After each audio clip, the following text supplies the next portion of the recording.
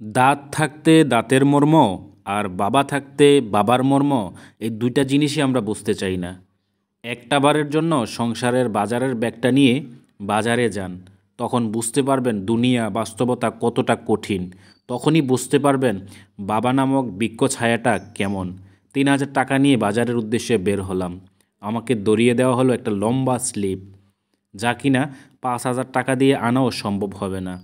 তারপরেও বাজারের উদ্দেশ্যে রওনা হলাম, দেখি কি করা যায় কিনা। দেখেন, আমাদের বাবা তার পুরোটা বছর সারাটা জীবন সংসার লালন পালনের জন্য, সংসার চালানোর জন্য কতটা কষ্ট করে, আর আমরা সেটার মর্ম দিতে জানি না। আমরা মনে করি বাবারা হয়তোবা খুব সহজে সংসারগুলো চালাচ্ছেন।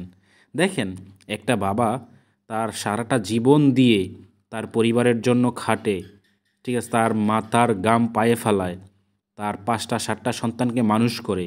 অথচ এই বাবার বৃদ্ধ বয়সেই আমরা এই বাবাকে নিয়েই বাগাবাগি করি।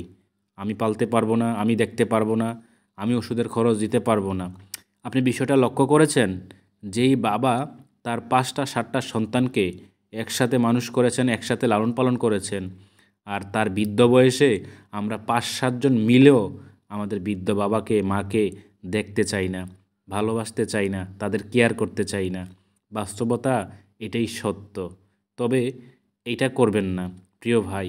যদি আপনি আল্লাহর সন্তুষ্টি অর্জন করতে চান, তাহলে বাবা মাকে সন্তুষ্ট করুন, তাদেরকে খুশি করুন, আল্লাহ খুশি হবেন।